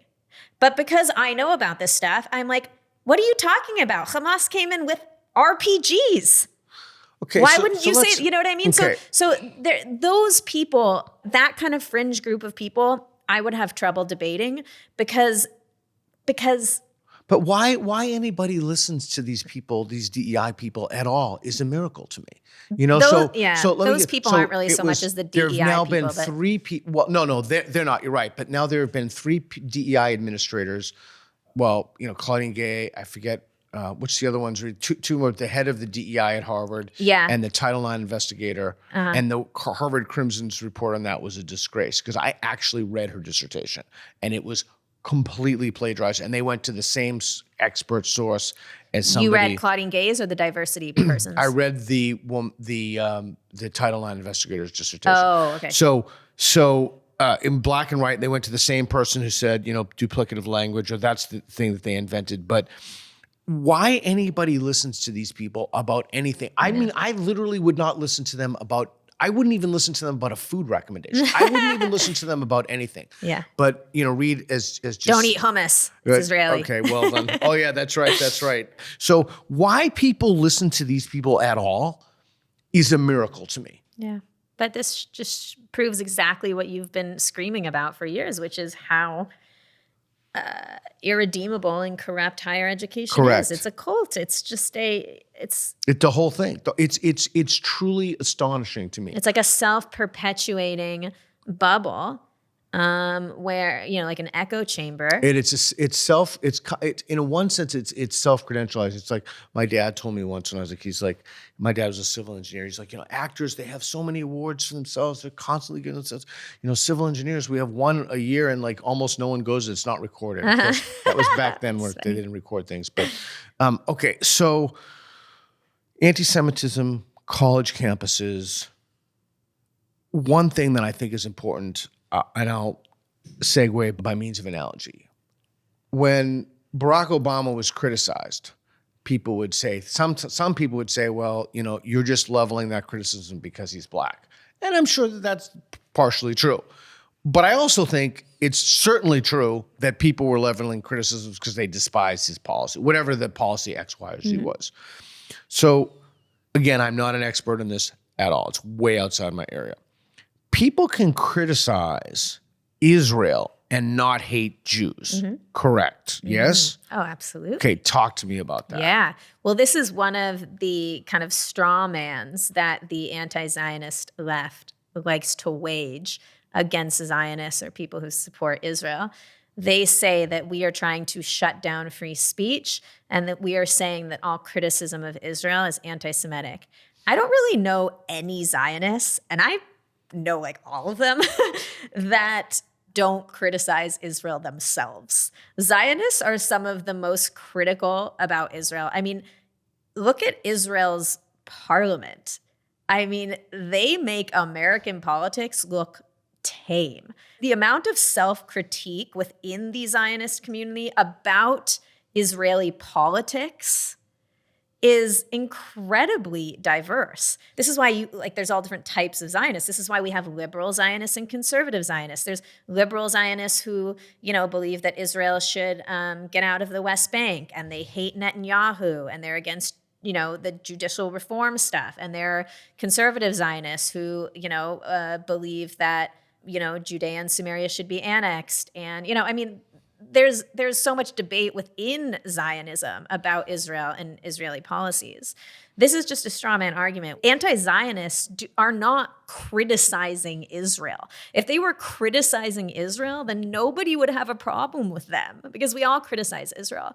What they are doing is they are operating under the belief that Israel does not have a right to exist as the nation of the Jewish people. And that is fundamentally anti-Semitic for a number of reasons. One being that we already, talked about the double standard, right? Do we hear anybody ever sit around talking about whether China or Iran or North Korea or Russia has a right to exist? Of course not. These are living, breathing, functional countries. Okay? It's a country of 9 million people. Okay? You can dislike Israel's government, you can dislike their policies towards Palestinians, or you can consider the West Bank occupied and think that Israel should get out or whatever. But to say that Israel has no right to exist, that is holding Israel to a standard that no other country is held to. Israel's existence is more rooted in international law than any of their neighbors. Okay, so I'm not qualified. Right. I just don't know enough about it. Let me just explain this to you. Israel's neighbors, you do intuitively know this. You have a basic sense of history, and you know that, these countries, Lebanon, Syria, Jordan, these were all colonized countries they were all colonized by the British or the French, right? And these Western, nations just kind of pulled out their troops and they arbitrarily kind of drew the lines, and they were like, okay, now you're Lebanon, and now there was no votes, there was no international law, right? Israel has international documentation for the plans for its existence going, as far back as the Balfour Declaration in 1917, when Lord Balfour in Britain, outlined, kind of like a general plan for way before the Holocaust, for the creation of a Jewish state based on what he saw happening in the region, which was all this immigration from the 1800s of Jews coming into that area and cultivating the land, working the land, building a state, which drew so much more immigration from the Arab countries, which brought so many Arabs because Arabs were like, oh my God, now this is this new region, which now there's opportunities for us to work and make money. And so Jews were actually building a state. And then there was, the Peel Commission and then there was a UN vote, and Israel was created, and now it's a state. So to say that Israel has no right to exist, but every other country has a right to exist, and Israel just happens to be the only Jewish country in the world? Yeah, it's interesting. Strange coincidence, right? I think I've told the story before on the show about when we got in the cab, right? The Uber. Basically, we got in the Uber and we were filming. This guy, we were in London. The guy was asking us what we were filming, but I'm thinking, texting, I'm doing whatever I'm thinking a million things. And, the guy's like, did you know who started World War I? And I'm like, no. And he's like, the Jews. Okay, then I pop my ears up. He's like, do you know how to start World War II? And I'm like, no. He's like, the Jews. Like, do you know who you're paying rent to? I'm like, who do I pay my rent to? He's like, the Jews. But then he said... Was he Arab? Yeah. Well, I don't know if he was Arab, he was Muslim. Yeah. Then I said, what did I say? Reed, like, why don't you, are you as upset about the Uyghurs, what the Chinese are doing the Uyghurs? I said, what, did you protest that? Right. Do you remember that? Exactly. And he said, well, they stopped. They don't do it anymore. That's what he said, right? I'm pretty sure that's what he said. And then I said, well, if they were doing it more, would you do it? And, if they were, genociding, or if you want to make that word a verb or whatever it is, would you protest? And then he started talking about the fact that Israel itself was an illegitimate country. Right. And that idea comes from, at least in the West, yeah, it comes from the Soviet Union. Not among Arabs. I mean, Arabs pretty much just believe that because they look at any non-Muslim sovereign entity in that region as illegitimate. They don't want there to be a non-Muslim, sovereign there.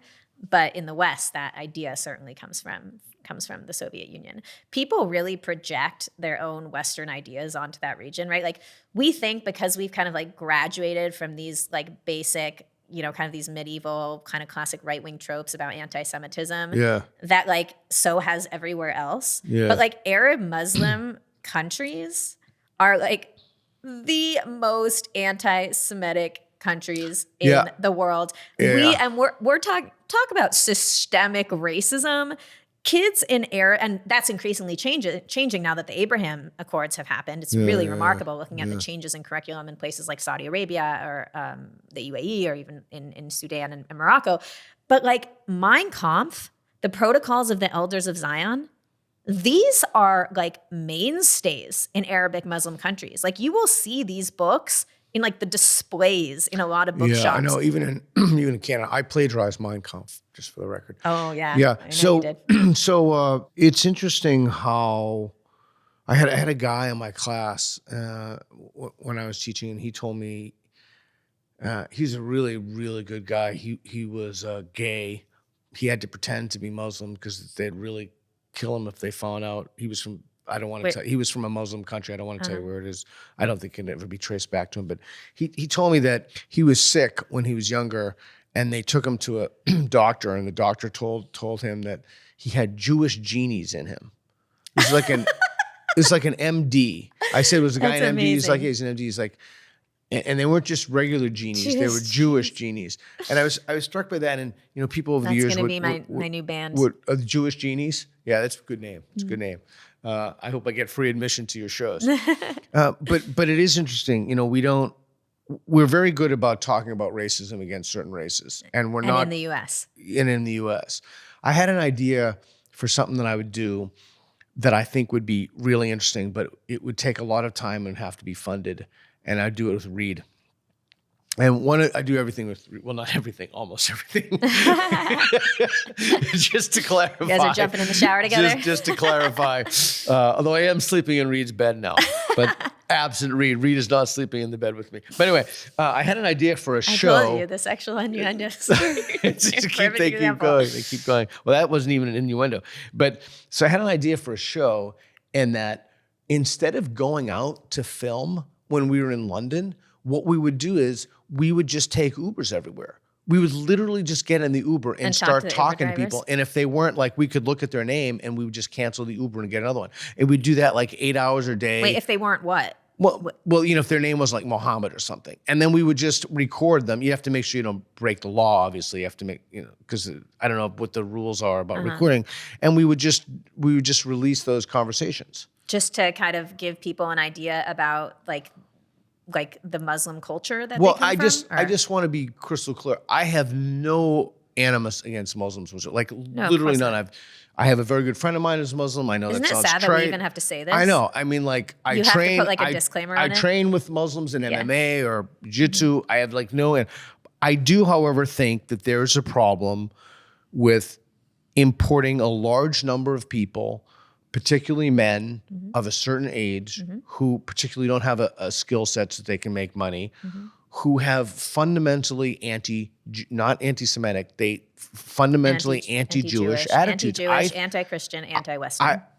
I think that's a problem. Of course, and I think because they're threatening to destroy the Judeo-Christian values that the West is based on. And the idea then that like, you would bring large numbers of people over here and somehow that the hammer blows of modernity would liberalize them. That's completely insane. Well, I mean, it's anti-empirical. It's anti-empirical, and it's also insane if you live in a multicultural system. Like if you don't live in a system where you have immigration laws that kind of forces people to assimilate, which Western Europe does not, then they're absolutely moronic to believe that people are just going to naturally take on the values of the nation, again, of the country. I just want to be completely clear. I don't buy into any of it. I don't buy into any ancient, I don't buy into the idea of sacred. I don't buy into the idea of holy. I don't think there's a God. I think the whole thing is silly. I'm not harboring any animus against people for their metaphysical beliefs. I think all metaphysical beliefs are pretty much asinine when it comes to religion. So I'm not targeting a group of people and saying, so I'm universally saying, I'm saying that I think that there is a problem with, I mean, you can look at maps when large numbers of, and the fact is it's Muslims, they go into particular places of the world and Jews flee, like Malmo, Sweden. I was just going to say this. I think that's a problem. And I think not saying that as a problem is not only dishonest, but it's doing a grotesque injustice to the Jews who live in those regions. There's not that many Jews left outside of the U.S. and Israel. And over the past decade, especially since the Syrian civil war, when large numbers of Syrian refugees started flooding into Europe, you started seeing drastic increases in Jew hatred, in anti-Semitic incidents, and Jews started fleeing to Israel and to the U.S., especially in places like France. When you import migrants who are raised on anti-Semitism, you are putting your Jewish inhabitants at risk. Okay. That's what we see happening today on the streets in Britain. So, and when I spoke to Eric Kaufman about this. I've spoken to Matt Goodwin about this. I'm not Pollyanna. I realize that you can't just wave a wand. Matt Goodwin says we should have a 5-year ban on all immigrants to Britain. The Brits. I think that there are many things going on here. One, there's the fact that nobody will talk about it. And I'm not going to mention names, I've had some people on the show who refuse to say, okay, we have a problem with this particular group of people. Gad Saad, I just love what he said. If there's tomorrow, he's a good friend of mine. He said, if tomorrow Vietnam were overcome by anti-Jew hatred, would it be rational to restrict immigration from Vietnam? I've said that before, but it's just a terrific line. I think we need to start being honest about the nature of our problems. We are so far from being honest about talking about what our problems are. We can't even diagnose it. And the fact that I would have to say, look, I have friends of mine who are Jewish. I'm a little concerned for their safety. And then all of a sudden, I'm the one who's paranoid. Yeah, I'm so paranoid where I get in a cab with Reed and they're screaming about Jews. Right. I'm not fabricating this. I understand. But think of how bizarre this is. We have gotten to a point in 2024 where if you talk about Muslim anti-Semitism, you are labeled Islamophobic. Yeah. Just just think about that for a second. Pointing out racism makes you racist. Pointing out racism towards one minority means that you're racist against another minority. I mean, it's just which the times we live in. This is a friend of mine, Florence Reed from Unheard, said, "We are living in uniquely stupid times." I love that line. It's just it's just so true. Yeah. The whole men, women thing, the whole layers of craziness. Right. And that actually, it actually, what we're talking about with the problems with, Western Europe and immigration and everything directly relates to college campuses in America. Because one of the reasons that we're seeing, there's the Soviet Union component, but there's also the Middle Eastern foreign funding component. Yeah, Faisal Al-Mutar has talked about that. He's a good friend of mine. Yeah, and the Free Press has done some great reporting on it. There's a bunch of there's kind of independent journalists who've been talking about this for quite a long time. Middle East Forum, who I do some work with, it has been, just kind of doing really investigative work on this. I mean, I just want to be so clear right now. It's incredibly frustrating to me. I'm not talking about Israel. I'm talking about just there's a dude who's Jewish, let's get him. Like, that's insane. Oh, dude. I mean, that's insane. Anybody who that should not even, first of all, not only should I not have to utter that, like, there's a dude who's like black, let's get, like, none of that is acceptable. That's the lowest if people threshold. knew what is happening on college campuses right now and what's been happening in the last decade with Jews, they would be terrified. Let's see. Let's do like a little experiment. Pick a random university. Just what's the first one that comes into your head? Stanford. Okay. I'll tell you about anti-Semitism on Stanford. Okay. I mean, literally, like you could just give me a university and I will tell me about you about anti-Semitism on Stanford. Okay, I'll give you two things that happened. Well, actually, a report just came out that you read by Aaron Sibarium yesterday about anti-Semitism on Stanford. So that's probably where maybe there's everything. I'll give you another one then. There's everything that he reported. Yeah. Okay, that was recent stuff since 10/7, but let's look at before 10/7. A couple years ago, it came out that the DEI department in the counseling, like the DEI board at the counseling department at Stanford was creating an incredibly hostile environment for Jews. So when Jews went to the counseling department to try to complain about like issues that they were facing with anti-Semitism on college campuses, they were written off. I remember that. They were blamed for it themselves. I mean, DEI, it's the source of derangement. They were told that they can't experience anti-Semitism because they are white and therefore they are the oppressors. They were told that talking about anti-Semitism is a distraction from more important types of discrimination like anti-Black racism. Okay, it was so bad. There was like so many formal complaints leveled against Stanford by Jews. Here's another thing. Student governments. Oh my God, student governments are just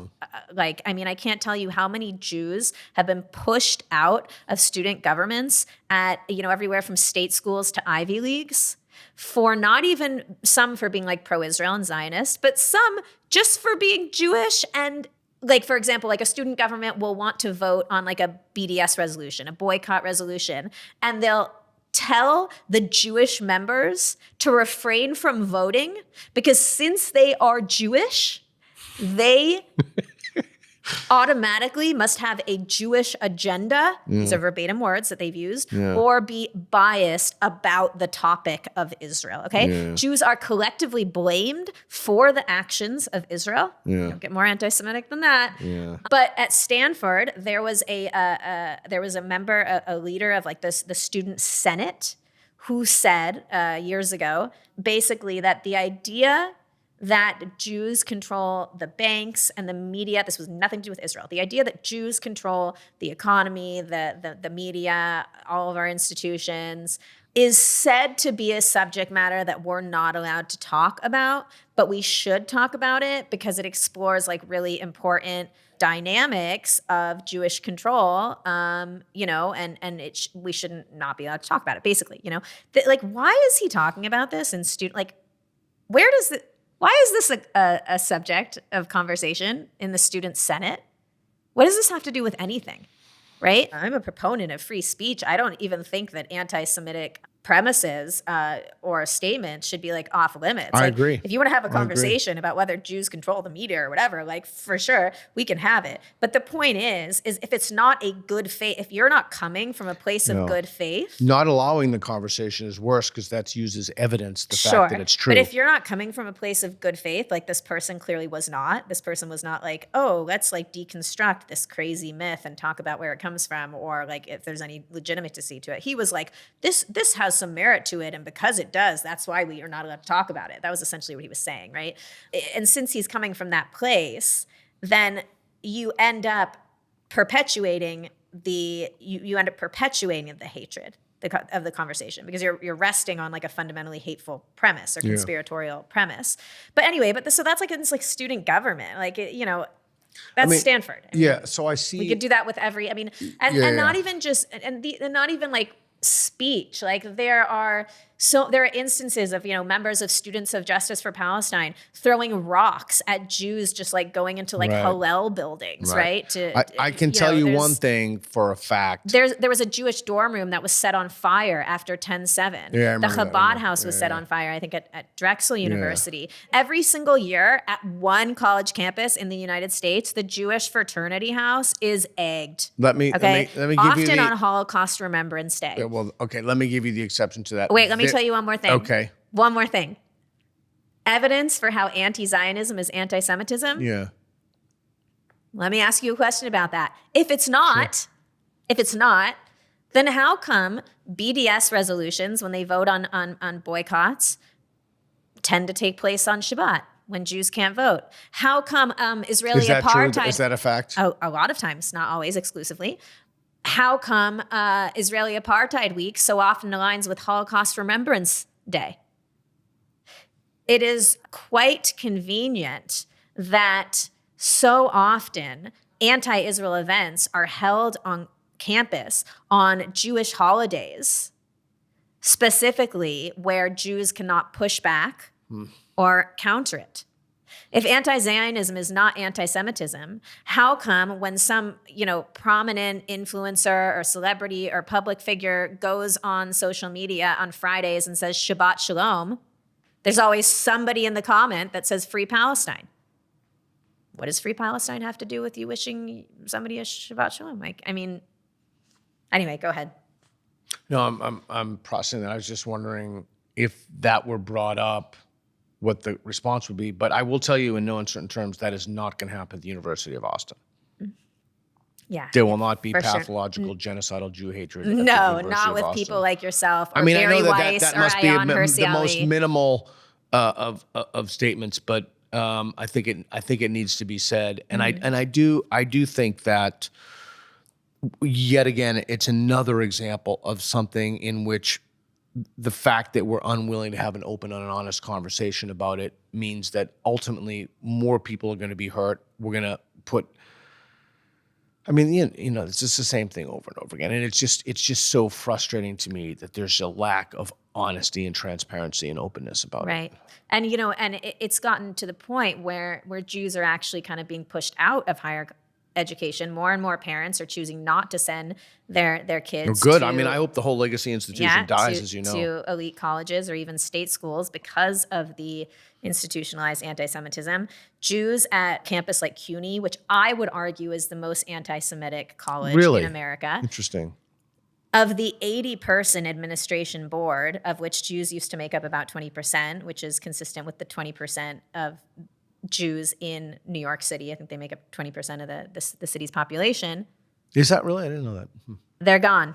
There's not one Jew left on the administrative board, not one Jew left. They have all been purged. There were 300 Jewish faculty members at CUNY and administrators that resigned in protest because it was something to do with like Holocaust education. Like people voted against Holocaust education or something like that. Because, I kind of remember because that. Because they thought it distracted from like other genocides that were more important or something to do with that. I could be wrong, but something to do with the Holocaust. And it was just so horrifying that like 300 faculty members and some administrators and a couple non-Jewish ones as well resigned. Yeah. CUNY is so anti-Semitic that like one year, like the state Senate like cut funding. They cut like millions of dollars were cut from like the school, from the school's budget. It's a city university. It's a publicly funded college. And I want to end on something that's kind of hopeful. Okay. If we can, something positive. I can't seem to think of anything. Something positive. Whew. Well, I have something positive. Okay. Enrollment at universities is plummeting. Yeah. You ended on a hopeful note with the University of Austin. Here's what I think. Yeah. As absolutely tragic and horrifying as October 7th was for people in Israel and for diasporan Jews around the world, I think a small silver lining is that it has caused people, Jews and non-Jews, most who don't have a stake in this, to become aware of the problem for the first time. I think that's true. But we need another hopeful note to end on, because I think that has a dark side too. Because as you saw from the video that we started out with, a lot of people are thinking that that was a good thing that happened, right? October 7th. Of course. Yeah. But you're seeing the haters come out of the closet. Don't we want to see what's actually going on? Well, on of course, campuses? but they think that they're good people. I know, but the rest of us are watching them and being like, "Oh, that's what's happening on SF State." You know? And so I guess there's a kind of I don't know. I've always thought that there's just something about, if somebody is honest with you that they hate people, blacks, Jews, white dudes, there's just something more honest about that. For sure. You'd rather Totally. hatred come in that form. Wouldn't you? Yeah. Yeah, I mean, and that tends to be, we see that more on the right. Yeah. Among the uneducated. Yeah. We're not going to see that when it comes to left-wing hatred, whether it's left-wing hatred of Jews or black people, because the left couches it all in this, language of human rights. They think it's like enlightened thinking. And enlightened they're thinking. educated. Yeah, enlightened thinking. Yeah. And so they make it more difficult Yeah. to recognize. They're not going to just come out and say, "I hate black people, I hate Jews," because they don't even think that. Yeah, I remember one of my when I was at the place I won't name where I used to teach. That which shall not be named. That which shall not be named in Portland. I can't remember, it was so long ago now, but I think I wrote about this in my last book. But the non-binary person at this place where I used to work asked a question, and I was there and I responded to the question. And then this person said, if a white man told me that 1 + 1 = 2, I wouldn't believe him. Something like that. And I remember thinking to myself, like, wow, we really have a problem here. Yeah. At one, it reminded me of this situation on, I think it was Holocaust Remembrance Day. Oh my God, what university was it? I want to say Cornell. I'm not sure, but somebody from the Black Student Union came up to a Jewish person who I think had some sort of stall with information about the Holocaust or something like that, and he said, "I really support Hitler because he killed a bunch of white people." There's so much to unpack in just that one statement, right? Like, there's so many layers of that, like with what we were talking about, with like the Jews are white. Let's end on that note, because I think that instead of trying to be rosy about the problem, let's just end on the truth. Sure. Let's just tell the truth. Yeah. Where can people find you? I'm pretty active on Twitter. It's my last name and my first name, Rhea Karys, so just reversed. I used to write a lot of articles back in the day in various publications. And you have a master's degree in international... counterterrorism and homeland security, which I do not use. Okay, all right. And you work where? I'm a producer with the Epoch Times. Okay. I produce a show called American Thought Leaders and a new show that we just premiered called Fallout. And I think someone who's on that show. Yeah, it might even be premiering tonight. Oh my goodness. Yeah. Oh my goodness. It's funny that it happened that way. And and then I work with a bunch of different nonprofit groups, Middle East Forum, Jewish Leadership Project, and increasingly since October 7th, I've just been going on various podcasts and media and talking about this. And it's wonderful to be able to talk about it to a non-Jewish or non-Israeli audience. I mean, I really feel very grateful to be able to do that, because when you're preaching to the choir, you don't always feel like you're making a difference. Yeah. Well, I will tell you that if somebody is qualified and wants to have a conversation with you, I'm happy to facilitate that. So I'll let you know. So I really appreciate you being on the show. Thank you so much. Appreciate it. Thank you so much, Peter. This was great. Thank you for watching. Everything we do is under the umbrella of the National Progress Alliance, nationalprogressalliance.org. It's a nonprofit, independent 501c3. Your generous donations keep us going and keep fueling content like this. So please help us out. Make a donation. We very much appreciate it. Thank you.